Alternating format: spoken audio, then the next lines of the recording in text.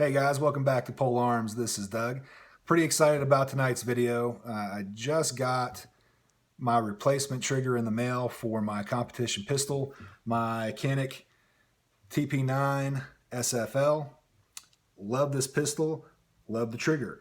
Depending on who you talk to, this trigger can be lauded as being one of the best out-of-the-box polymer triggers on the market today. Love it. That being said, I do have an issue with the trigger.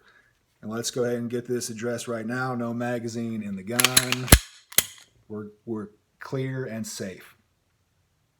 So, that being said, love the trigger, but I do have an issue with it, and that is the trigger safety.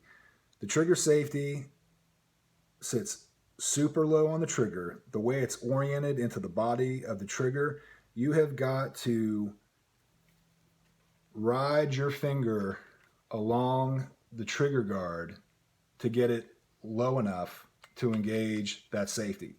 If you place your finger anywhere high or mid-range on that trigger body, you are not engaging that safety. You are not pulling that trigger. You have got to get your finger as low as it can possibly go in the trigger guard to engage that safety.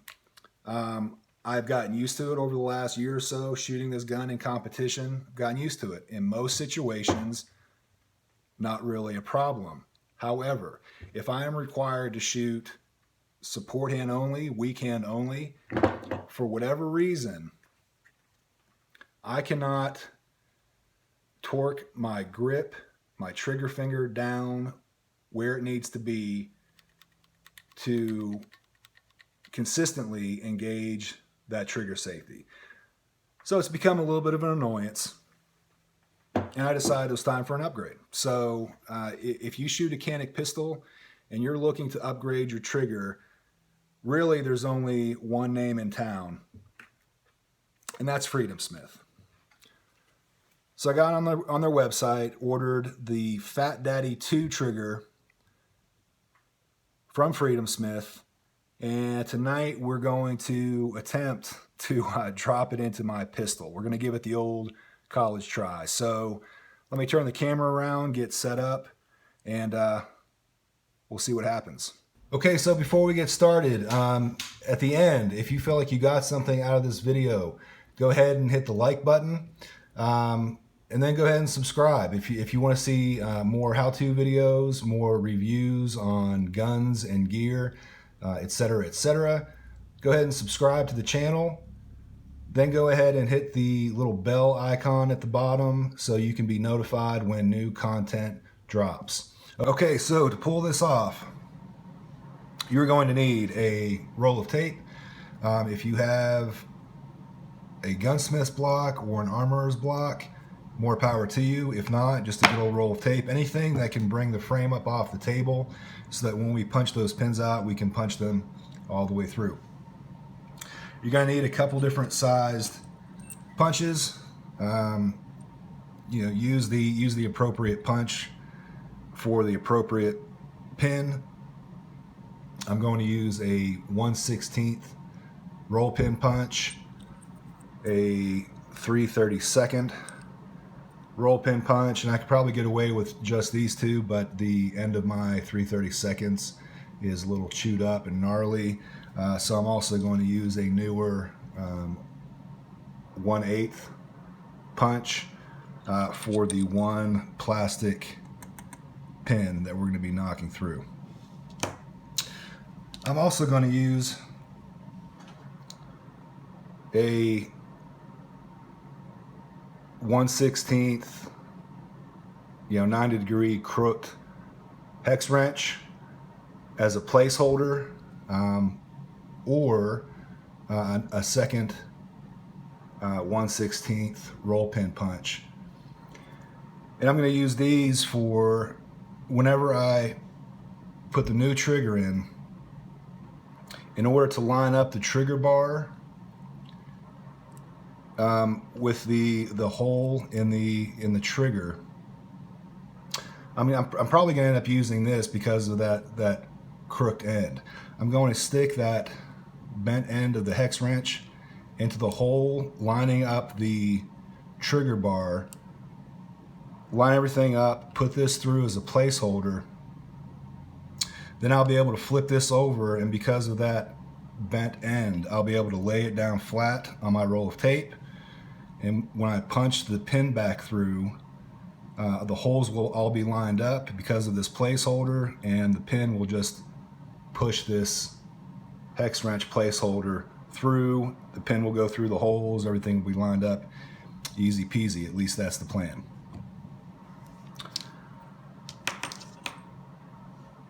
And then you're going to need just a little punch hammer. Most punch kits come with one of these guys. You can buy them separately as well. You can use any hammer, but for a job such small scale, this is really all you're going to need. Okay, so let me run through the process really quick, and then we'll go ahead and do the thing. All we're going to do is punch out 3 pins to replace this trigger.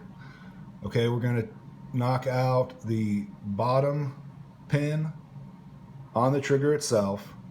There are 2 pins. The top pin is holding in the trigger safety, so that does not need to be touched.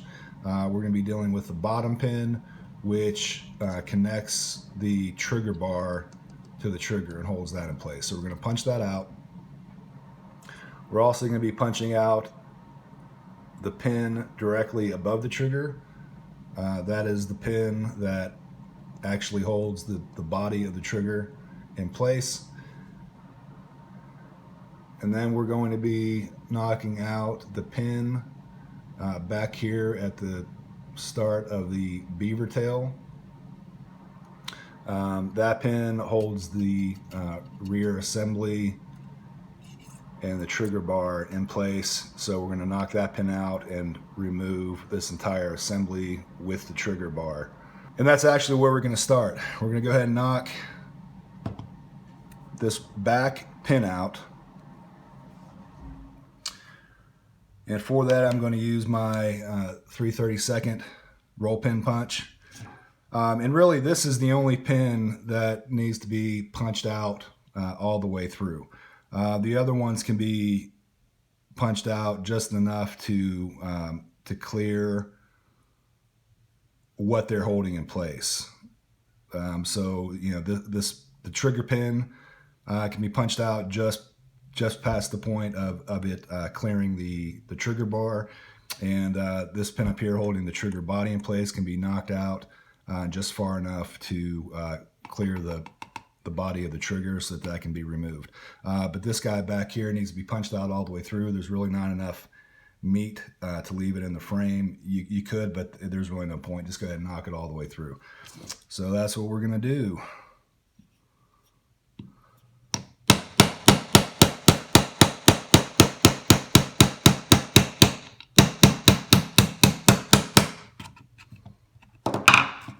Okay, easy enough. Got a pair of pliers over here to finish it out if you need to pull it out the rest of the way. Get this bad boy out.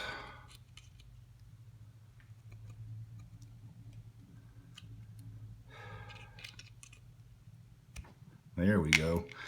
Good Lord, might be editing that so there's not so much downtime. All right, so that's that. Next, in order to remove that whole rear assembly and the trigger bar, we're going to need to knock out that roll pin holding the trigger bar in place. And for that, we're going to switch over to one of the 1/16 roll pin punches. And again, this doesn't necessarily need to be punched all the way through. I'm just going to try to knock it through enough to clear that trigger bar.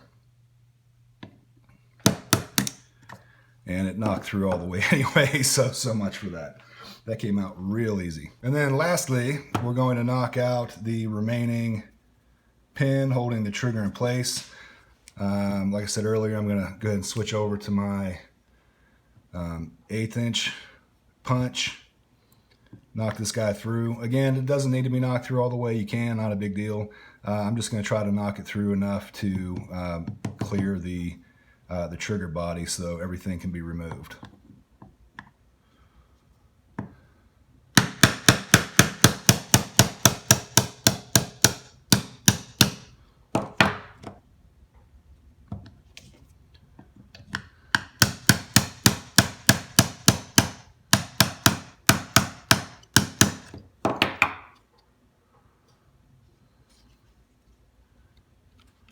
once that's free, that whole assembly should free up. There we go. I think I just felt it clear. Okay, so now everything should be cleared. I should be able to just remove that assembly. There you go, with the trigger bar. Set that off to the side. Have to line that trigger bar back up before I put it in. Now the trigger is completely free. Go ahead and slide that out. There you have it. Old trigger is removed. Now we're just going to reverse the process to get the new trigger in place. So I'm going to first put the new trigger in. I'm going to slide it up. Try to line it up with that pin, which is going to hold it in place. And I'm going to tap this pin in just enough to hold that trigger in place. I'm not going to tap it all the way through. I just want to kind of lock that trigger in place so it's not dropping out, so that it stays where it needs to be, so that I can go ahead and reinsert the trigger bar and get that rear assembly put back in. So just going to try to line that up with the hole. Give it a little tap and see if I can line her up.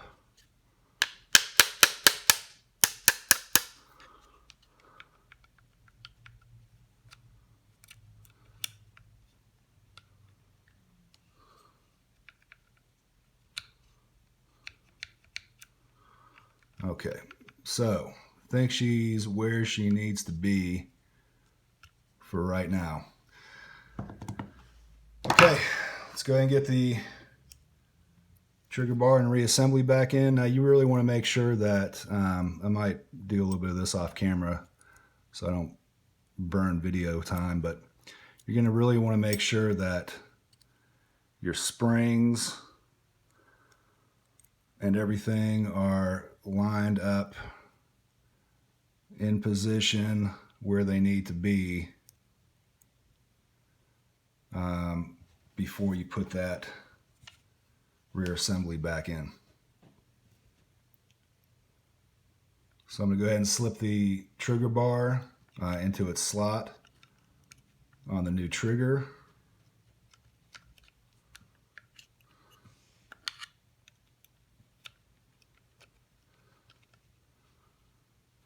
And trying to keep everything lined up where it needs to be. Try to push that rear assembly back in place. There we go. I don't want to jinx myself, but that went pretty easy. Okay, so looks like everything dropped in pretty well. Springs are all in place, lined up where they need to be. You really want to double check and make sure that your springs are looped around the grooves and the little crook of the trigger bar. Make sure everything's lined up where it needs to be. So now we're going to go ahead and punch that rear pin back in, lock in that rear assembly. Gonna go ahead and try to get it started. Probably have to put some downward pressure on that rear assembly to make sure that hole is lined up. But we'll go ahead and get her started and see where we're at.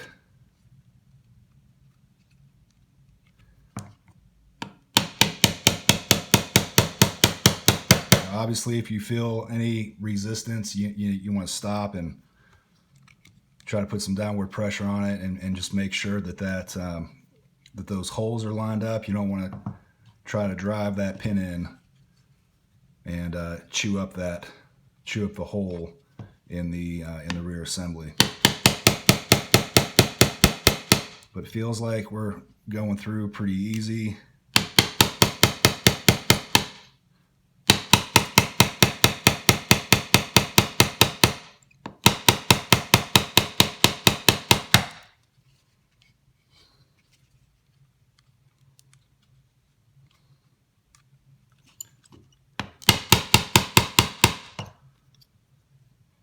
get my 3/32 roll pin punch, finish it out.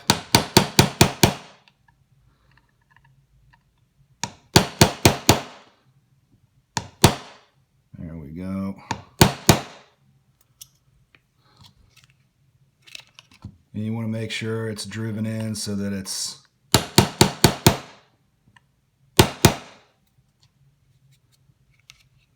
sunk in evenly on both sides, right in the middle where it needs to be.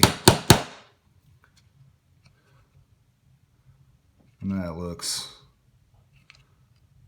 pretty good there.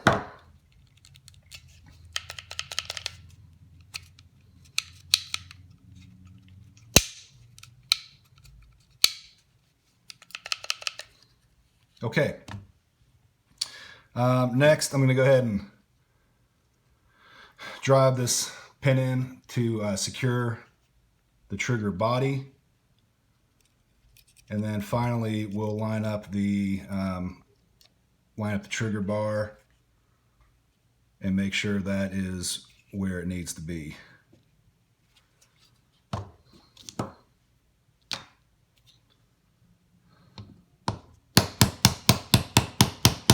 Yeah, see, that's going right through, so I know that trigger is lined up where it needs to be. And this pin is flush with the edge of the frame, so you just want to tap it in so that it's flush on both sides. Looking pretty good. Went a little bit too far. I'm just going to back it out. One tap. I think we're pretty good. Okay, that feels pretty solid. Okay, so next we're going to try to get that. Now they already have, the trigger comes with the pin already in place, sticking out where it needs to be, just shy of the hole in the trigger bar. So I'm going to go ahead and try to line up the trigger bar, the hole in the trigger bar with the hole in the trigger, and you can just physically grab the trigger bar from back here and pull it where it needs to be, and you can see it. And I'm going to go ahead and use that bent hex wrench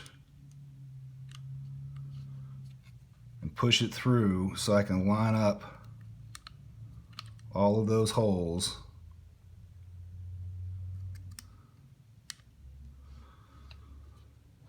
I'm going to flip it over. And ideally, if everything works out okay, I should be able just to drive that pin through, pushing out the hex wrench, and that pin should go through all the holes lined up, and we should be good to go. So let's give it a shot. Again, if I meet any kind of crazy resistance to where I feel like the holes aren't lined up, I'm going to stop, back out, and go again. Start tapping it in here.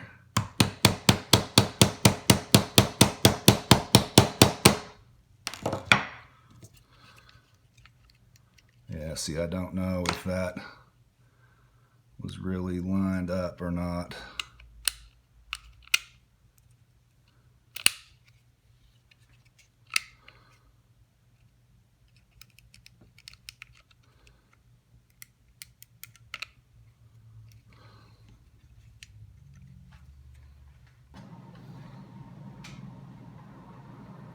Okay, I switched over off camera to the 16th roll pin punch. The hex wrench just didn't seem like it was doing a good enough job keeping those holes lined up, keeping that opening open. So I'm going to try the 1/16 punch and see if we can get this pin knocked in place.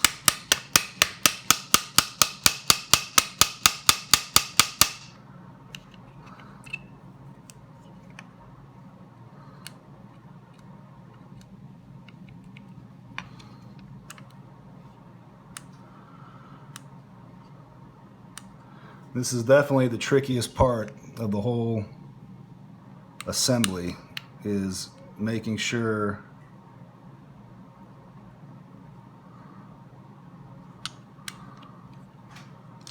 that pin is, or I'm sorry, making sure those holes are lined up.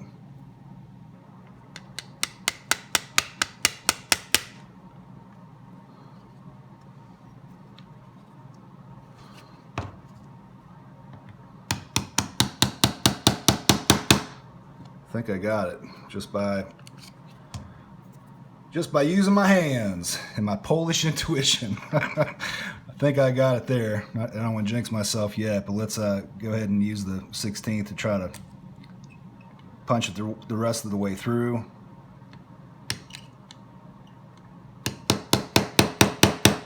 There we go. Good deal.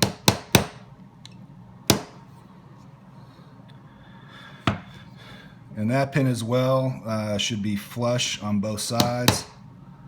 So you want to punch it in enough to where it is completely centered and flush on both sides of the trigger. And there we have it. I think we got her, guys. Everything seems to operate. Trigger safety seems to operate. Trigger doesn't want to pull without that trigger safety engaged. Trigger bar seems like it's moving the way it's supposed to move.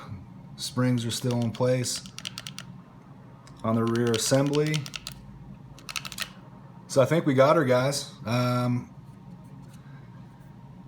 little trickier than I wanted it to be. Again, most of it is pretty straightforward and simple. You know, you're only removing and replacing 3 pins.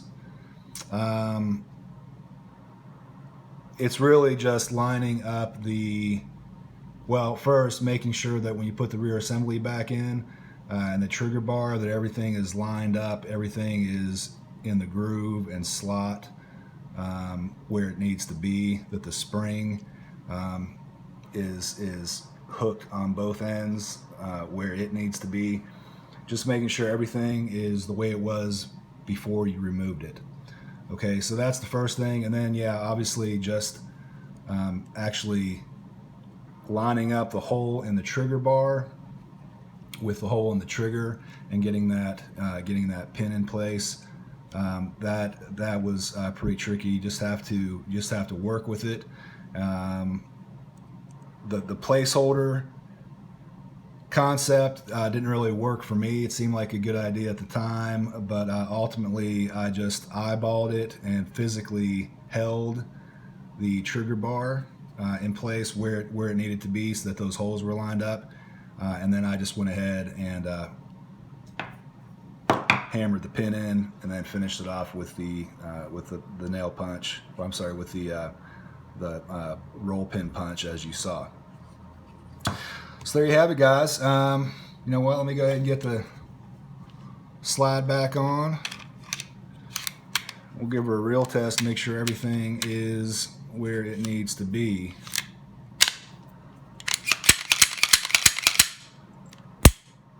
Nice.